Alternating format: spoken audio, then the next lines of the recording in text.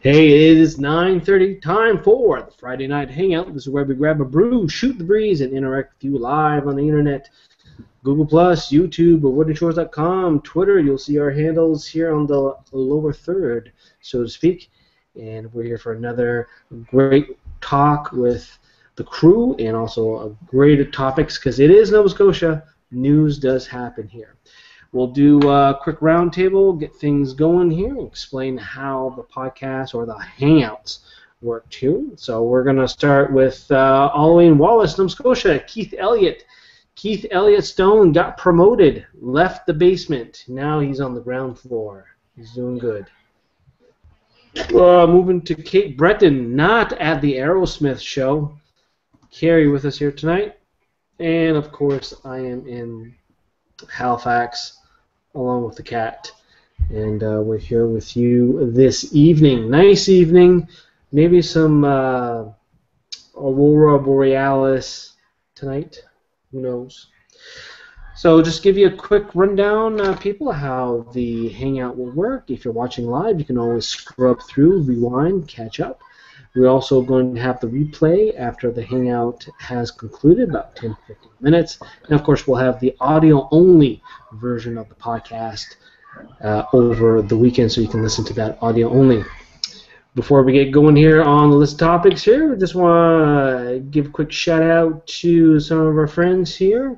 Shout-out to Hell Bay. Did you know that Hell Bay has about 30 tap locations or 30 tap accounts across Nova Scotia?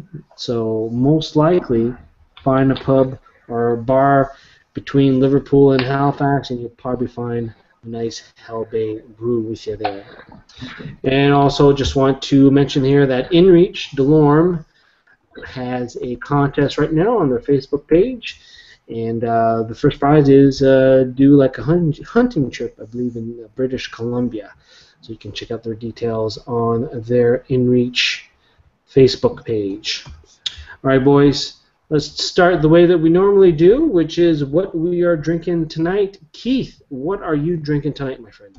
I picked up, last weekend I was up in Capilé, and I picked up some Picaroon's Upstream Ale. All right, good stuff. Yeah, I was looking for some of that. Yes, I think it's just out till the end of the month, and that's about it. How is it? How do you like it?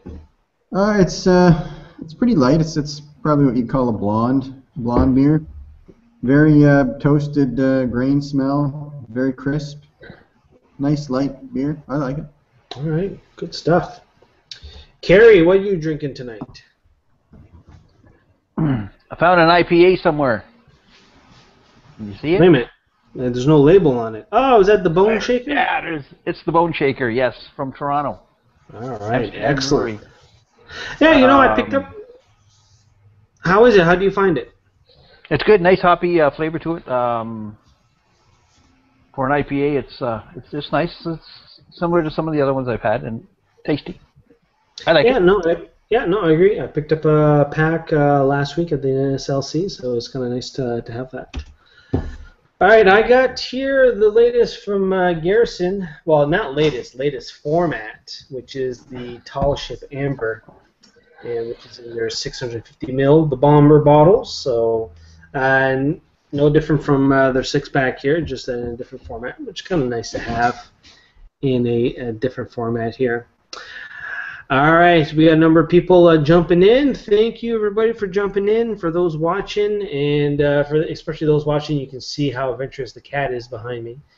But if you want to leave a comment, we'll be checking comments in a bit here. You can send us a tweet on the Twitter. We got our Twitter handles in our lower third. You can also go to avoidingchores.com, go to the show page, leave a comment there. You can also comment on the YouTube page or Google Plus page, and we'll be checking out those comments momentarily. So, boys, let's start off with the first story here, which is, like, as you can see, I need a haircut once in a while, and barbershops in Halifax, a couple of them, had a nice little service while you waited. They offered you a little beverage to sip on while you wait. Well, somebody snitched, and Halifax police came in and said, nay, no more beer for you. So now these two barbershops are, well, offering the non-alcoholic beers. Boys, what do you think about this? I didn't know that. It's a pretty age-old tradition around here. I mean, you hear about the guys going to get their hair cut and they're offered a beer or something a little stronger, and sometimes women will go to get their hair done. They're offered a glass of wine to relax. I mean, it's a pretty old tradition, and I can't really see how it's going to affect liquor sales. It's not like you're going to stop and get a six-pack on the way to get your hair cut. So I know they're probably following, the letter of the law, but I don't know. Do they have something better to do than? Anyway. I'm sorry, there's a lot of commotion behind me there for those watching the live stream, but yeah, it's true. Like, there was one store they were offering martinis, and some of these lady salons got the glass of wine and stuff. Why? And first of all, $16 haircuts. If they're offering just a little complimentary little sample of beer like Rickards, yeah, honestly, it's not a big deal. But apparently, if you go on the Halifax Reddit page, a few people have been outing who was the complainant, which was another competing barbershop. Oh, of course. Very bad reviews on Yelp and all that stuff. So, you know what? Is this really, I know police will say, it's the law's the law, and when we get a call, we got to act on it. But really, honestly, they can do discretion. And meanwhile, they went in and shut down 2 of these barbershops for serving beer. 3 people just got run over in crosswalks in Halifax. Yeah, exactly.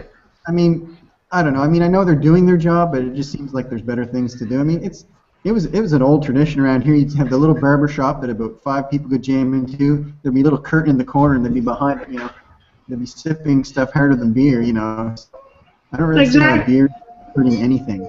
Well, exactly, and I was listening today on the radio, barbershop in Fredericton, which it may have happened when I was there back in the day. Yeah, they've been serving beer to their customers for 18 years in New Brunswick.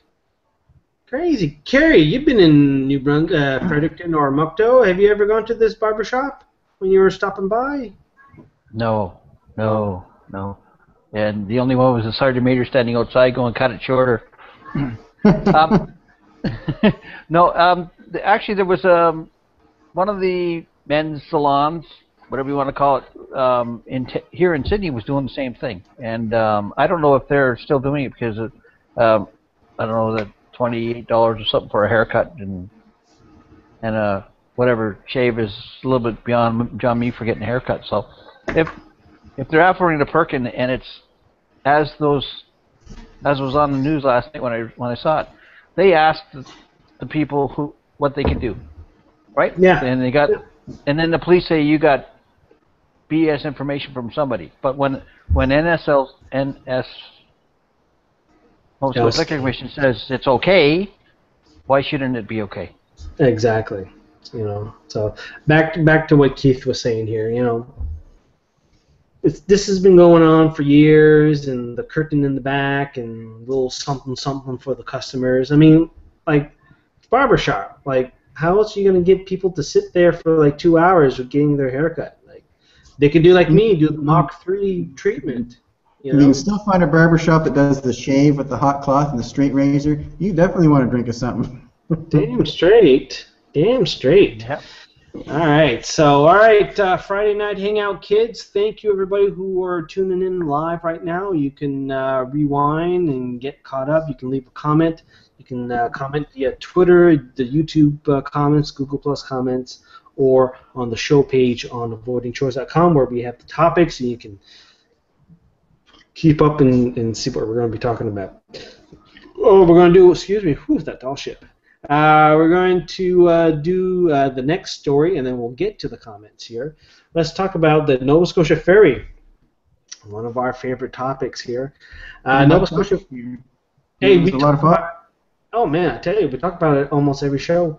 The ferry will be shortening their season by 3 weeks, and it was kind of hinted in a couple of the articles that the reason why they've done this is to get some winter work, some winter contracts, so that they're not idle. Otherwise, they'd be tied up in Yarmouth, which kind of surprises me because everything on the ship is based out of Portland, so I don't know why it'd be tied up in Yarmouth. But anyway, Yeah. they Partly what got I heard was that they missed out on the buses too.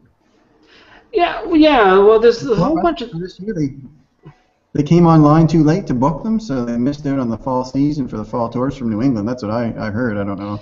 It totally makes sense, because literally they had like maybe 3 weeks of marketing that they could do, and at the tourism and marketing stuff's finalized for next year. It's finalized like now.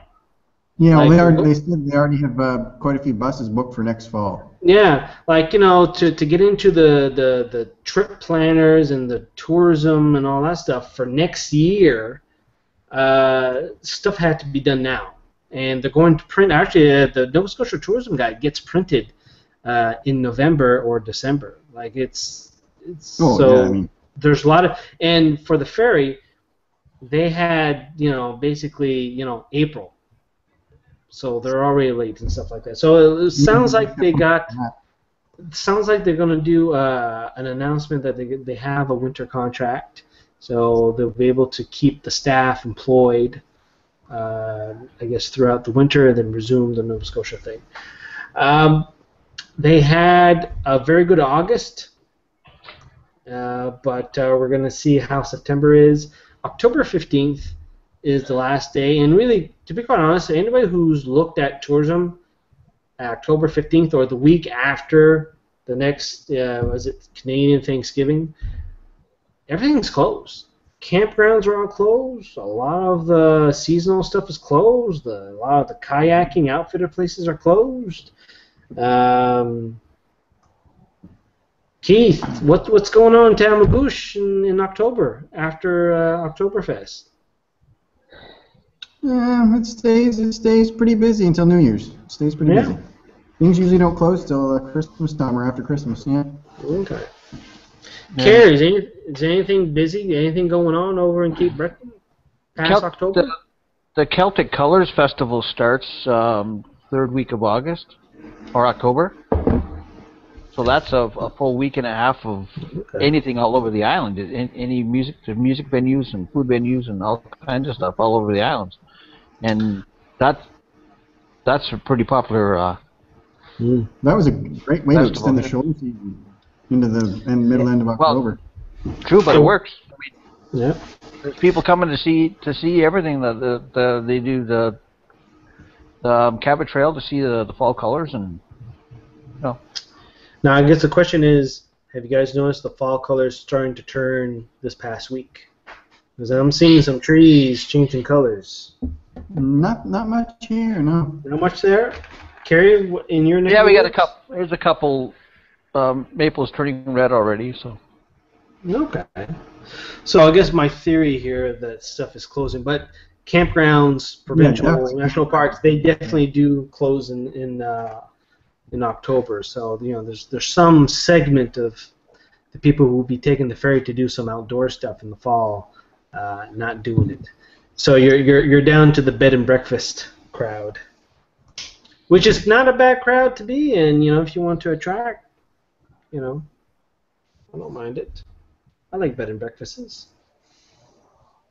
I like getting up in the morning and somebody cook eggs for me. It's good. All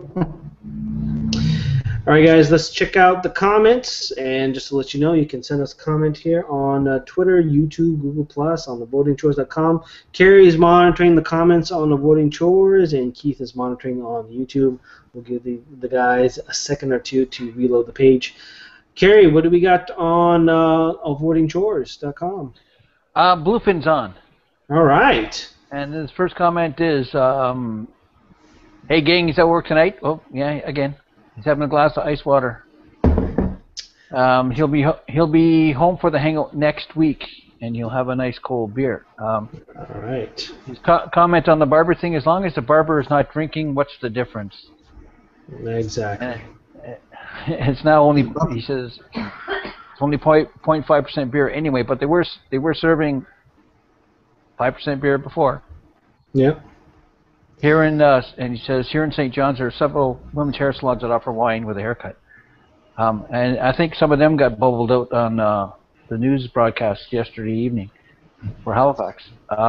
Okay, and he also comments on how is the ferry doing as per usage? Is it making money or is it being used often enough? I'm not sure on that there, but the August numbers is that they had 20,000 passengers for the month. So basically, they were hitting the target that they had set, which was around 500 to 700 people. I guess August was really good for them. But it's the June and July that really sucked. So we'll see what September does. And since we have a very low hurricane season so far, September might be actually pretty good for the ferry. So they had initially a target of 100,000 passengers. Don't know if they're going to say how close they got to it. If they get somewhat close, at least 50, at least 50 or above, then, it all depend on September. So, anyway. Thanks, Mike. Bluefin from Newfoundland, in the middle of the ocean, literally. He is on an oil deck or refinery deck, he's on stilts in the ocean. Let's put it that way. Keith, any comments on the YouTube channel? Yep, there's a few. GC Storm says, no Northern Lights in the Valley yet, trying a boxing rock crafty jack for the first time. Oh. Sean Mack, the Google Plus, just has the emoticon, just the open mouth emoticon. All right. Jason Spears says, Bone Shaker is awesome. Delicious Amarillo, nice and dry. Yeah. Jason Spears also says, hi guys, having a Hotbot IPA. Yeah, you know what? I haven't picked that up yet. I finally found the box, my local NSLC. So we'll see what what Moosehead does for this Hotbot. So probably pick one up next week. Probably. Any other comments, Keith? That's it for now. All right, awesome. Nothing on the Twitter other than a couple of retweets. And we got a number of retweets. So thanks for everybody for retweeting the show. And we're going to get going to the next story.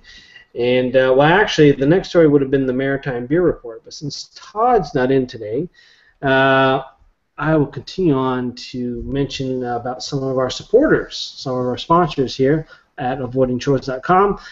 North Brewing. They have partnered or done the second-year collaboration brew with Boxing Rock Many Hands Pale Ale 2.0. This year's going to be a little bit different. So they're going to be using Cascade, Mount Hood, and Centennial hops that they harvested locally at LaHave Natural Farms, and over 10 pounds of Chinook hops from Boxing Rock's own hop plants in Shelburne. So they're going to be using some two-row pale malt from Quebec, and a whole bunch of other stuff. And I heard some butternut squash. So it's going to be kind of interesting beer, different take on it. So And not with the pumpkin. yeah, well, I love butternut squash soup. So I'm thinking. Yes, that's right. It's not pumpkin in that way. Yeah. But it's going to be a 6.5 ABV, 37 IBU beer, so a pretty hoppy beer. So we'll be looking at that in the next couple weeks. Definitely something to try. Definitely sounds unique. Oh, should be interesting. And also a quick shout out to our friends at the Trail Shop. They have a back-to-school special on packs. Even if you're not going back to school, you need a backpack, Trail Shop is where you want to go. They got some Osprey, some Arc'teryx, and some other stuff that you can check out on the store, trailshop.com. All right, let's move on to the next story. And just a reminder for everybody who's listening, if you want to say, hey, can I listen to this when I go to work on Monday? Well, yes, you can. Podcast. Bring up your iTunes, your Downcast, your Stitcher, your whatever podcast app. You can listen to the audio-only version of this, and we also have the replay once we're done the show here. All right, New Brunswick. We talk a lot about Nova Scotia, but let's talk about New Brunswick. They got an election next week, and being New Brunswick native here, I am somewhat interested in the election, boys.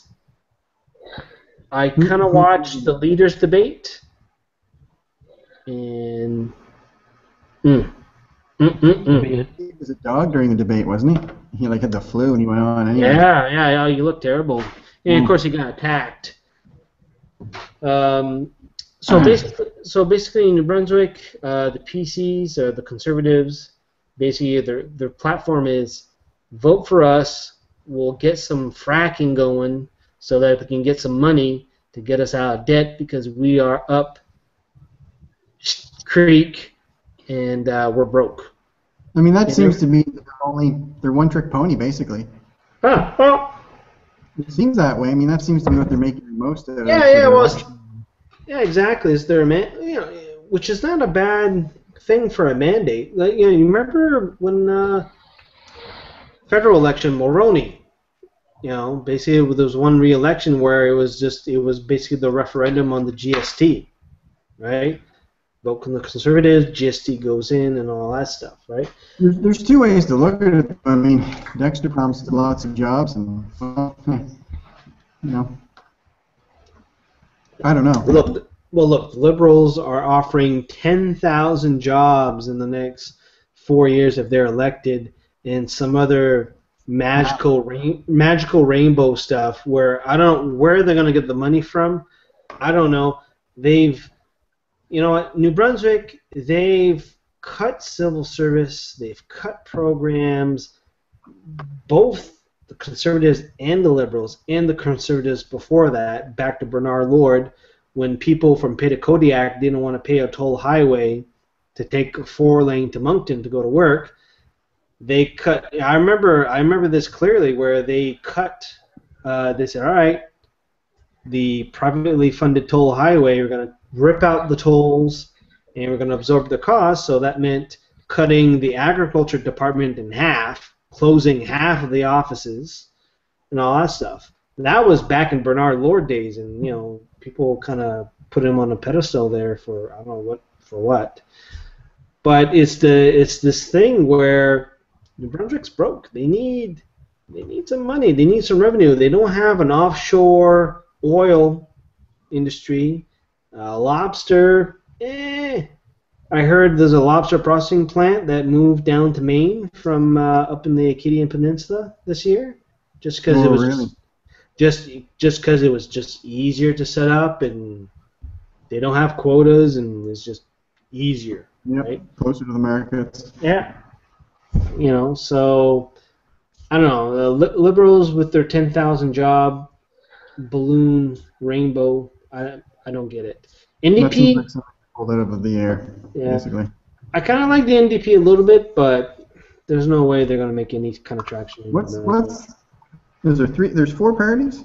Or 3? I believe there was 5. We got the Greens. What's one of the new parties? Well, you get the Green Party. I think Coombs, and you have the something Alliance. Yeah, the new party. New party. They're more libertarian, if you want to put American slang, tinge to it. Yeah, I kind of find that slant too. Yeah. Yeah. So, as I said, I watched the debate on the CBC video.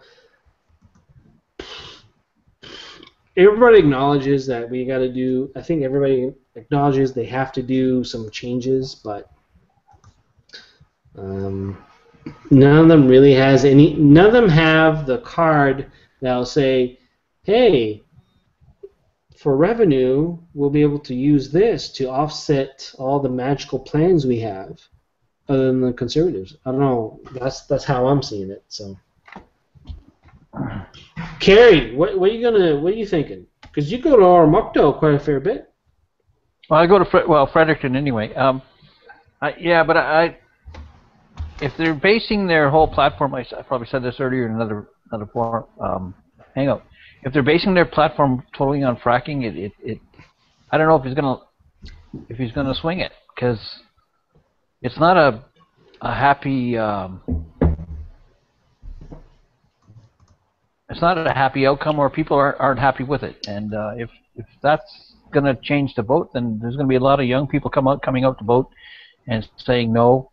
You're going to get people that never voted or haven't voted in previous elections that are going to come out just to say no to that, and they will affect the change that way.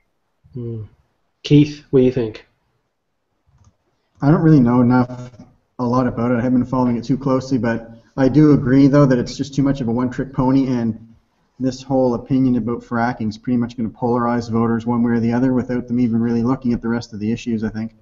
Hmm. I had the folks visit me this past weekend from New Brunswick coming in, and the old man gave me some wisdom.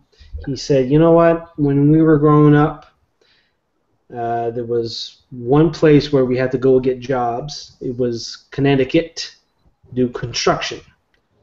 And then my generation, Ontario. Went to university, go to Ontario, and then maybe come back 10, 15 years later. Nowadays, people from New Brunswick, they go to Alberta to get jobs and stuff like that. So the point the point he was making is that for generations, people have been leaving the province to find work, any type of work.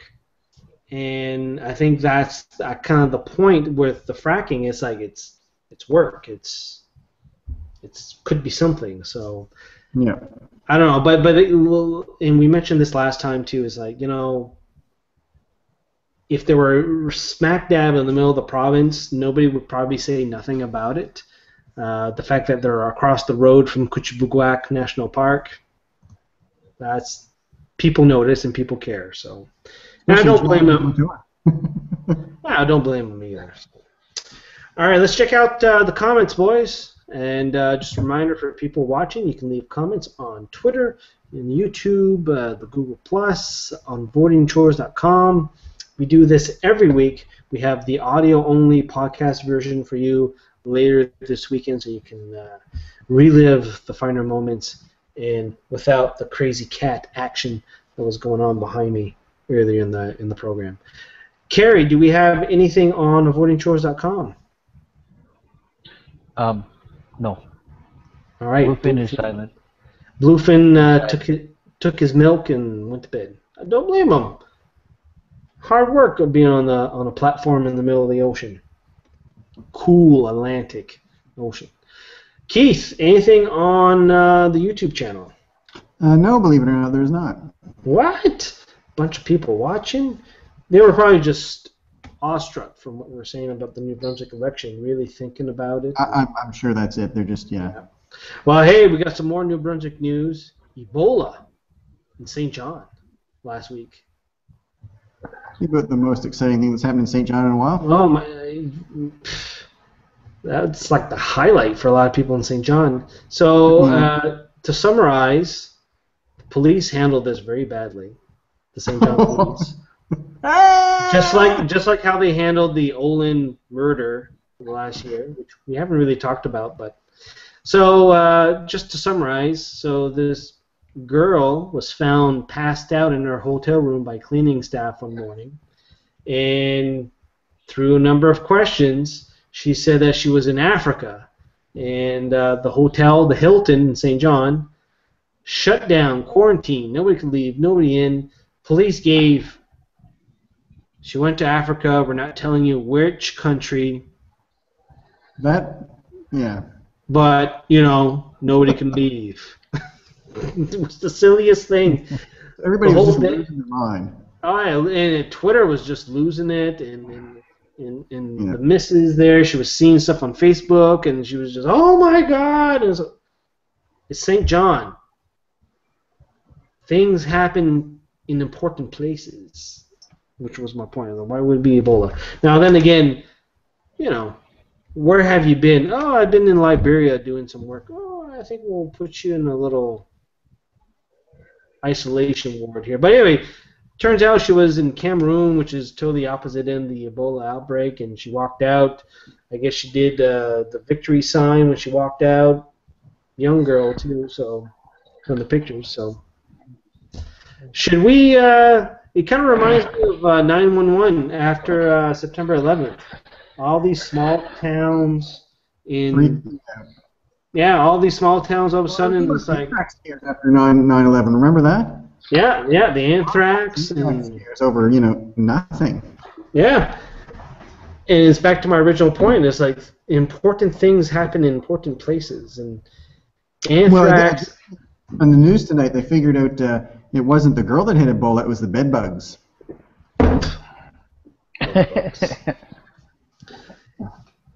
Hey, did you guys watch that CBC Marketplace thing on bed bugs in hotel rooms in Toronto, downtown Toronto? Well, there's actually a map for Halifax that will tell you what apartments and hotels have bed bugs, what incidents of. Really? Yeah. Hey, I'm gonna start carrying a black light, and I'm just gonna go on the walls and see. That'd be so depressing. No. An alternate light source. It'll scare you. And the hand will be blue. No. It'll scare you. I want to know which Econo Lodge has these splatter marks on the walls that whoever decides to pee on the side of the wall. All of them. Jim, getting back to that Ebola thing. Yeah. There are a lot of diseases that are running around this world that are dangerous. I should say dangerous. Yes, prevalent maybe not. But when I was in Germany, I went to the Armed Forces Medical Hospital there, and they had a list of communicable diseases that were treated in this unit in the last 30 days. And there were some pretty strange things. Oh, yeah. Well, I don't... Yeah, and I don't, I'm not kind of making fun of the quarantine. Anybody who's like custom and stuff like that, like they've been trained to ask questions like, where have you been? Africa. Oh, where in Africa? Or what have you been doing in Africa? And all this stuff. It makes sense. Like, I totally agree with that. And it's the same way where you're seeing some parts of the U.S. where kids are getting some respiratory illnesses, which I forget what disease that we thought was vaccinated is coming back. Whooping cough. Was it whooping cough or was it something else? I think it was whooping cough. Well, it might have been whooping cough. Yeah, but it's the same thing. I think, what's the other one? Measles? That's coming back? Or was it rubella? Or there was something I know to Holland, mumps was a big problem because there was communities there that wouldn't vaccinate. So there's places that were just, it was a problem. There was outbreaks of it. Yeah, so I don't know. It's the same thing with nurses in Nova Scotia. That was it. 40% of them don't want to vaccinate themselves, but they're in the high risk workplace, which is hospital. Anyway, but the police didn't quite do a very good job communicating that they were taking. It seemed very knee-jerk to me. Yeah, well, the fact that it was like, oh yeah, we have a girl and she went to Africa, but we're not going to tell you where, and we're not going to tell you why we quarantine, and just say it's like, hey, she traveled through some countries, and we're just gonna give her the swab and see what's going on. Now, a couple of weeks ago, people didn't worry about Ebola coming to North America because it's all in Africa stuff. But now they've been trucking airplane people to get treatment for the experimental drugs for the last couple of weeks. So. Well, yeah, they're hauling them back to the States to treat them, and then I think the U.S. is building a hospital down there, but it's not to treat citizens or natives. It's to treat their own workers. I don't want to say it, but treating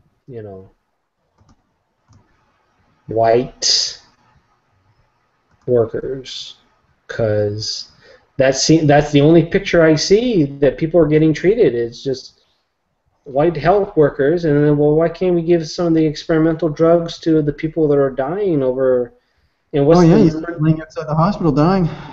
Yeah, like I saw 200 in Liberia. They're dying per day, apparently. Or I saw one picture. This guy just spraying this dead body in Liberia with whatever, and just to make sure that Ebola does I don't know. And then Doctors Without Borders are telling them not the country shouldn't seal their borders. People should be able to come and go as they please, which, excuse my ignorance, but that seems like about the worst thing you can do when there's a disease with that high mortality rate. Exactly. It's such a painful way to go too. Like when you get it. So anyway, all right. Enough of this stuff. Let's talk about the next topic, and then we'll go to comments. Just reminder, people, send us comments. Twitter, you can see it here on the lower third. Go to the YouTube, avoidingchores.com on the show page. We're here waiting for your comments. Keith, the Franklin expedition ship has been found. We don't know which ship that they found in the Arctic. They found it this week. Harper was all happy about it.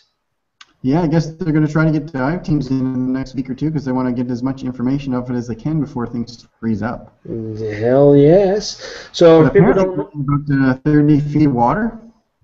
Say that again? It was only in about 30 feet of water. Really? Yeah, so that's kind of surprising. They've been looking for it for so long, but yeah, it's either the Terror or the Erebus. They're pretty sure. It's quite intact, I guess. Well, I think they've spent an awful lot of money and resources on it, but I still find it fascinating. I mean, the whole thing was fascinating, doomed from the start, and just it's legend. It's become almost a legend. Oh, I do too. Carrie, you've been in you were in the military. Like, was the Franklin one of these things? I don't know, like as Keith said, legend or? No, I've been up to the Arctic a couple of times on sovereignty exercises, but we never made it to that part. I made it to Cambridge Island and went hiking and fishing and muskox hunting. So that was kind of fun. But if you've never been up there and you see the vastness of the area, you want to know why that we need to maintain our presence up there, because it's just the Inuit that are there looking after this region for us.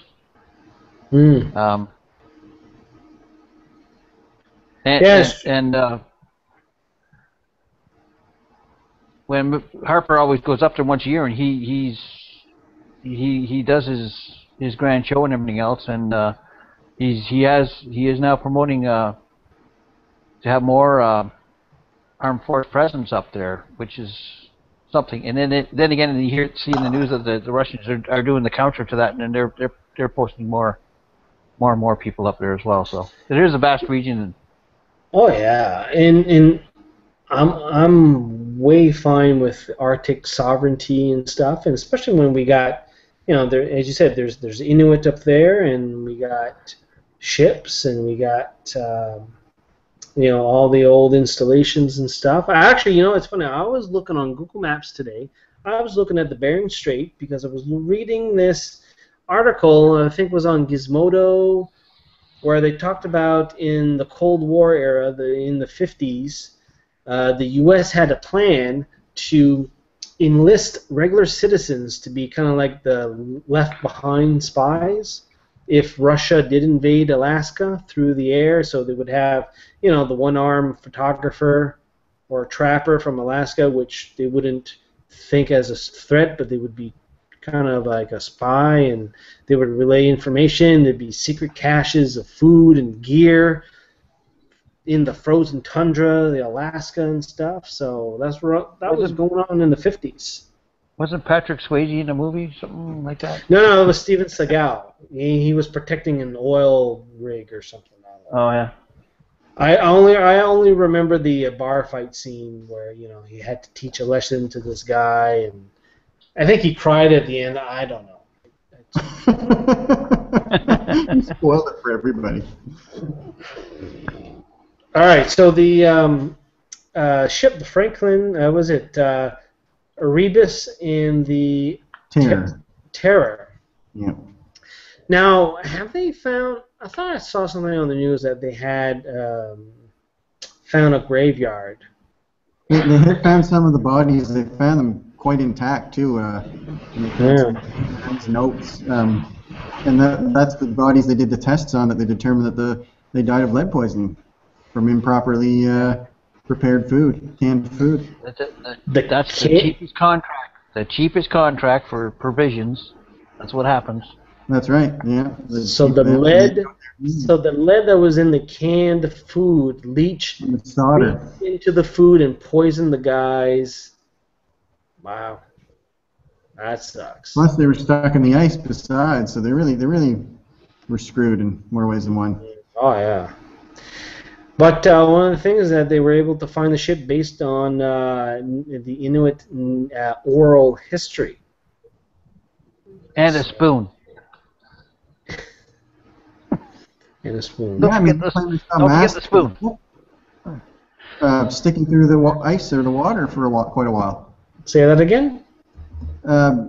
Anecdotal, stories from the Inuit claim they saw the masts sticking through the ice for quite a long time after the boat sank. Well, if you're saying that it's only in 30 meters of water, then yeah. Makes sense now. Possible. I mean, you hear so many stories. What's right and what's not. I mean, that was back in 76 or 78. I mean, that's, yeah.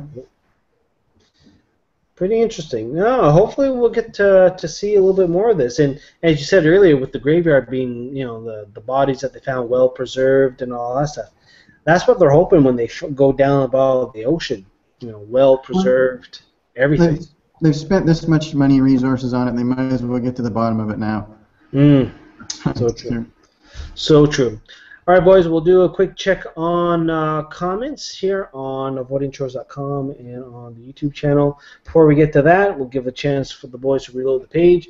Just want to mention that our friends over at Sea Level Brewing, they have their Pilsner back. And if you go to their boutique over in Port Wallace, you'll have the last bit of their blueberry, and unfortunately their IPA got sold out for this year. And also the Ladies Beer League, they're partnering up. I think they're partnering up. It's not quite official yet. I'm not quite sure how that works. But anyway, we're going to have the very first Atlantic Canadian Beer Awards happening here in Halifax in 1 month's time. We're going to have some of the who's who of the Canadian craft beer scene here in town. Ladies Beer League is involved somehow with this, and we'll know stuff such as the beer of the year, the brewery of the year, and the brew pub of the year. So it should be very exciting for all the beer geeks out there to know what's going on in the craft beer scene in Nova Scotia. Carrie, any comments on the Avoiding Chores website? I don't know how to read this, but Trudy is commenting at Keith Elliott, heckler in the house. I don't know what that means, but it means something, I guess, towards Keith.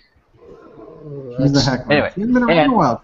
Hi, Trudy. Yeah, Trudy from, I believe, Vancouver or BC. Somewhere in BC, right? Is that the same Trudy? All those time zones interfere with some good heckling, I guess. Yes. All right. And Bluefin has a comment about the Franklin chips. He says he's very excited to hear about it. Amazing video was released on it, and it's only in 11 meters of water. And he says that in 1989 he worked on Canadian Coast Guard ships, Sir John Franklin. They went through the Northwest Passage. He saw an island that some of the crew had spent the winter on. The island had crew bodies there too. He saw the cans that may have killed them.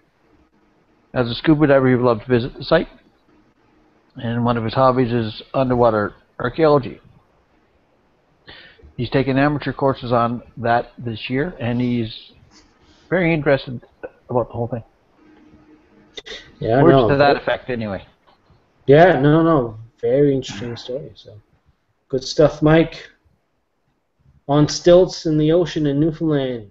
Got Trudy in Vancouver. I think of Vancouver, Victoria. She's in BC. Coast to coast. Keith, yes. What we got on the YouTube channel? Grease Stain says, "Damn, late again." What? Grease Stain, come on. Doug Oliver says, "Hey folks, just stopped in for a minute, headed down to the camp for the night."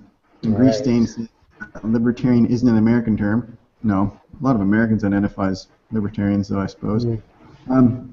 He also says, "Did any of you guys read the Wheeler Report?"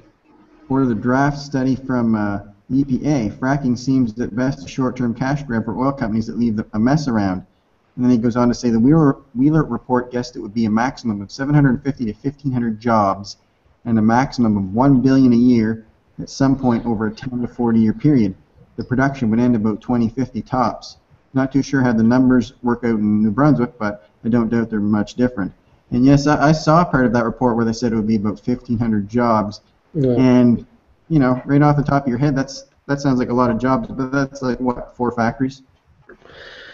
Well, again, it's 4 factories, but then you think about all the support, just like the ferry, have all these jobs that support the ferry. The shops that have to bring the pizza for the crew, the shop that bring all the pastries to the ship for the breakfast. So you think about the ship, you know, you're talking about all the welders, the mechanics, the gas, you know, for the trucks. You got to think of land. You got to think of those guys with the jobs making the money. They want to get their F-150 or their Silverado from the dealership, so they're buying that, and they get their Sea-Doos, and kind of explodes for a little bit, but you know, I think it's very easy. You can, you know, multiply that by 1 or 2 times. So, you know, depending on the area where you're at, you know, like Pictou County and stuff. Pictou County suffered a lot in the last year to all the factories closing. You know, plants that have been around for a long time gone. Yeah. Pictou used to be around here. Used to be the province, you know, or the county in northern Nova Scotia, but taking a real tumble in the last year.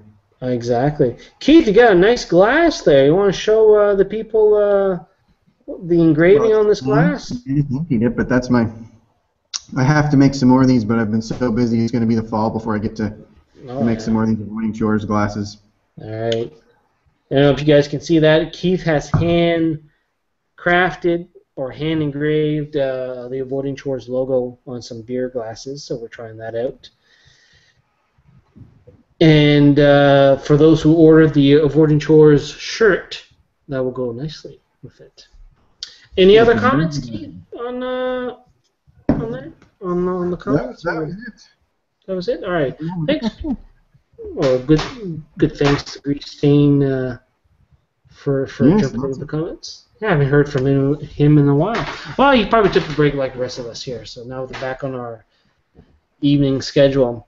Next story here. Have we reached the peak of pumpkin spice madness? You know it's fall when Starbucks has their pumpkin spice. I mean, there's nothing wrong with pumpkin spice, but when it comes out in the middle of August, I mean, come on. Yeah, that's a little too early. And that's the thing. I mean, maybe I sound like a grump because I start complaining about Christmas in another month, but really, it's not that I don't like Christmas. It's that I don't want to think about it at Thanksgiving. Well, you know, yeah, no. A little much. I agree with you. It's like, wouldn't mind, like, this week would have been a good time for the pumpkin spice. It's cold. Somebody's fired up their wood stove. I'm smelling the smoke from the wood. Makes me think of a campsite. So I'm thinking, yeah, you know, I'm sleeping underneath a couple layers of blankets instead of just a plain sheet because the summer heat's gone and it's cold. And I get in the car in the morning and I got to turn on the heat to defrost the windows or it's fogging up. So, yeah. Carrie, you're a pumpkin spice latte guy, right? Who told you that? No. Well, I don't even like it in my beer. Carrie, is there pumpkin spice shine out yet? No. I think that'd be a good market. I think I'm saying no here. Do you sense the negativity? No. I don't even like pumpkin pie. Hey, nice shine, man. That'd be a great industry. That would be, you know? That'll be interesting. It would be interesting. I don't know how it would work out. It reminds me of the TV show Justified, which is one of my favorite TV shows in the last few years. Was it season 2?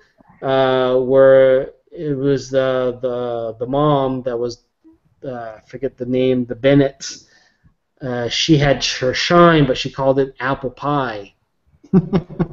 And the way she would kill people she didn't like was she would lace the glass with the poison or something, and she'd give them a piece of the apple pie shine, and they would drink it, and they would die, whatever. Man, Carrie, you can do the same thing with the pumpkin spice. Pumpkin Yep. spice. Not saying that you do shine. Like if you ever were to distill, maybe I'm saying a little too much. But anyway, that's it. Anyway, That's all. I'm drinking. I'm drinking a new beer called this Full Steam Stout because you didn't do the second round of what are you drinking? No, I was going to kill that one right now. No. Well, It's flying all the hell, folks. Not here. all right. Well, let's. All right. Well, since Carrie started it, Keith, what are you drinking tonight? I'm working on these Pickeroon's Upstream Ale. All right. And I am. I just finished my Garrison Tall Ship Amber Ale in the new 650 milliliter bottle. I kind of like the new labels. Kind of like what they're going for with this. If they can get this in a little bit more, maybe their Hop Yard Ale in this format. Yes. I would like it. Maybe their Three Fields. I enjoy things. There's certain things I would like in 650 milliliter format. So let's put it that way. All right. Let's quickly talk about Rob Ford. It was on Twitter earlier. Keith, you reminded me on this. Rob Ford has some sort of tumor in his stomach. He decided that he's pulling out of the mayor contest, whatever, in a month away. Yeah, he withdrew today, and his brother's taking his place. So his brother's taking his place. Now apparently he has a nephew that was going to run in Rob Ford's district, but now that Rob Ford won't run for mayor, he's going to run for councilman, so he bumped the nephew out. Like, this is like... It's hard for me to keep track. I have to sit down and read it. I just got bits and pieces today, so... Very complicated. Rob Ford. We haven't heard too much before about Rob Ford. But you know what? Having listened to his brother on either the radio shows or whatever... his brother's always happy, don't you think? His brother is like, not as smooth, heavy guy, like the, you know what I mean? Oh yeah, he looks like a very angry guy, very angry. Yeah, he always has a beef. Yeah, that's not quite mayor material, even for Toronto standards. So I don't know. I don't think he'll do very well. But yet, so this guy who's in front runner, I don't know this guy. Surprising that Olivia Chow is not the front runner either. I thought Olivia Chow would be like Jack Layton's wife. I thought she would be like killing this. They don't like mod lefties in Toronto. Very surprised by this. But you know, it's unfortunate about Rob Ford, but I don't know how to say this without sounding evil. I hope what he says is true, because how many times in the past has he claimed some sort of physical or mental issues, and it wasn't true? It didn't pan out to be true. So, you know, I wouldn't wish that on anybody, but you know. But it just amplifies the Rob Ford story, which, you know, if you were to just go back in time, let's say at this point you jump into a time machine, you go back, I don't know, 2 years, and you go to the book publisher, and here's a nice fiction story of a mayor in a big city. They'd be like, this is too crazy. This does not make any sense. We're not publishing this rubbish. This will never happen. But yet it does. It does. It's Toronto. It's crazy. Craziness. All right, kids, let's do one last round of comments, and then we can start to wrap things down for another week of the Friday Night Hangout. Just a reminder for everybody who are watching, you're thinking, I would love to listen to this as an audio format podcast. Well, you can sign up via iTunes, via Downcast. We do have the audio-only podcast edition, which should be ready over the weekend once I convert the audio. Carrie, what do we got on avoiding chores? A couple comments from Bluefin. He says, Keith, the glass looks great, but you need to fill it again so we can see the logo a little bit better. I imagine you'd already done that already, so show it up again. And he also says... Too late, I've been drinking it away, so... All right, do it again. He says he also has a keg of pumpkin beer in his fridge waiting for me, and it should be fully carbonated by now. Well, get at her, bye, when you get back. Oh, yeah. Well, you know what? Mike posted a picture of his pumpkin ale from his keg, his homebrew. Looked very nice, so should be nice. Any other comments, Carrie, or? That's it. That's it? All right, Keith, what do we got? Oh, put the glass back up there. You refilled it there. Oh, you want the glass back up? All right. Yeah. I didn't have the camera centered there on you. Up. There we go. Oh, no, twist it the other way. Yeah, look at that bear logo. Yeah, I'll do a few more of these in the fall and things slow down a bit, but yeah, for sure. Excellent. Hand etched by Keith Elliott Stone. Hey, speaking of bears, hunting season is... I'm not up on hunting. I don't know if it's bow season now for bears, or I forget how that goes. Yeah, no, it's bow and muzzleload, and there's something else. Bear and deer. Basically, if you go in the woods this weekend, you better wear some Hunter Orange because you're probably going to get shot in the face. I know deer season changed here. This is the first year in a long time you can hunt for a doe without a tag. Yes, and there was something, and depending on the region, doesn't matter what you hunt for, male or female. That's right. Here you can hunt for either or with your license. So yeah. I mean, deer are so plentiful now. I can see why they did that. It's everywhere. Exactly. I had retweeted the press release, which would give you the link, which gives you the changes for 2014. You can go check that out in Nova Scotia.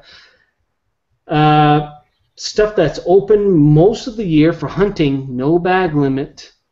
Coyotes, ducks, bullfrogs, and red squirrels. Yeah, well, red squirrels are the one thing I do hunt pretty mercilessly on this property because they make one hell of a mess. Yeah. Tree rats. So yeah, so if you want to hunt something year-round, those are the four things. Bullfrogs. You can hunt ducks. I don't understand the bullfrogs though. Bullfrogs used to be in the fishing section. Ah. In Ontario, they're in the fishing section. What's the problem with bullfrogs? Like, there's lots of them around. I don't know what they would harm though. They eat bugs, and hey, they're. I don't know. It's not like the whole row of bullfrogs eating mosquitoes. So apparently the legs are tasty. They probably aren't bad. I don't know. I've never had them, so maybe I should. There was lots down in Todd. Next time we go, maybe we'll cook some. Oh my God, yes. Well, you know, it's funny. We did a hike. All right, for the inside joke that nobody got there. All right, boys and I, we did our annual trip into the backcountry. We went to Baxter State Park in Maine, and we had a bullfrog nonstop croaking 24/7. Drove us a little crazy. But you know what, Keith? A month later, I'm hiking in Kejimakujik National Park with Jocelyn. We're on Snake Lake, and all of a sudden we get to the lake, and what do I hear? The same croak from the bullfrog. I said, "That son of a bitch followed us all the way from Maine to Nova Scotia." Well, I mean, I like kill frogs. Somebody. I love the sound of frogs. I love to fall asleep to the sound of frogs. But when you go down there to Dacey Pond, it is all day and all night. Doesn't matter what time of day or night. Doesn't matter how hot it is. They go all day. Yeah, a little crazy, a little crazy. Yeah. All right, guys, we're going to start winding things down, and we'll give you guys take a quick look at the comments, see if there's last-minute comments, and otherwise, we'll see you guys next week. We do this every week now. We just finished our summer schedule, which was every 2 weeks, and just a reminder that we got our podcast audio only. Keith and Carrie, do we have any new comments, or that's pretty much it? I have a few, yeah. Okay. Grease Steam is referring to the fracking. He says, I get that, Jim, but it's very short term. What about the mess they leave that we'll have to figure out what to do with? I was all for fracking. I tried to look at the very little science and studies. Yeah. No, no, you know what? The hydraulic fracking, I'm sure there's a better way of doing it. Yeah. And what we talked about before is like, you know, you definitely don't want to do it where it affects a water table for a community and stuff. That's my big worry is the water tables. I mean, you can't fix that. No, and that's why I keep saying that if you go in the middle of the province, look at New Brunswick, look at where they have their strip mines, and not far from St. Quentin and Kedgwick. There's some mines there somewhere. Nobody cares about that. So put the stuff there and dig diagonal or something. So I don't know. Yeah. Any other comments, Keith? Or? Yes. He also goes on to say it'll be a new tire ponds for us to form the little bit of serious science I can find. Hell, even economists are shying away from fracking in their studies. I don't know. Maybe it's just my paranoid experience in the marine industry that makes me cynical. He also goes on to say I figured Chow would have done better as well, and I wouldn't put it past Ford either. And then he says, is Todd on the radio now in Halifax? I swear that's him. Yes, he was. He was on the 5:45 segment on News 95.7 today. I can't remember if he's doing this weekly or bi-weekly, but Todd the Beer Dude has his little radio gig. That's why he's not on tonight. It's getting to his ego very quickly. He's done well. He's done well. Oh, yeah, hang on. I was on the radio too this week. I'm still here. No, just kidding. I was on 95.7, but earlier in the week, but talking about hiking stuff. But anyway, but yes, Todd was on the radio, and he sounded pretty good tonight, actually. So talked about some of the new beers coming in. So, any other comments, Keith? Or that's it. All right, awesome. Well, we just got a nice little tweet from Trudy out in BC, and she is enjoying listening to the avoiding chortles. Autocorrect. Wow. She says it's so Nova Scotian. Cheers, boys. So thanks, Trudy. Yeah, we haven't heard from Trudy in a while there, so it's nice to see her there. I know she's been talking to Vincent Hall for the last little while on Twitter, so for those who are not on the Twitter in Halifax, Vincent Hall, he was pulling quite a number here on Twitter. So he was a mayor candidate last year. He's from Cape Breton, but he has some problems, and he kind of went ape crazy on Twitter and not doing a good job getting support if he runs for office next time. But anyway, that's for another topic here. I'd like to thank the panel. I'd like to thank Carrie and Keith for joining me tonight for another hangout. Great topic, great conversation. Thank you for everybody who sent in a comment tonight. Really appreciate you typing in the comment, and I'm sure the boys appreciate loading up the comments and reading them out. So it's really good stuff. We do this every week. We'll be back next Friday. So that's it for me. I thank you. Bye, everybody. See you guys Take care. next time. Ciao. See you later.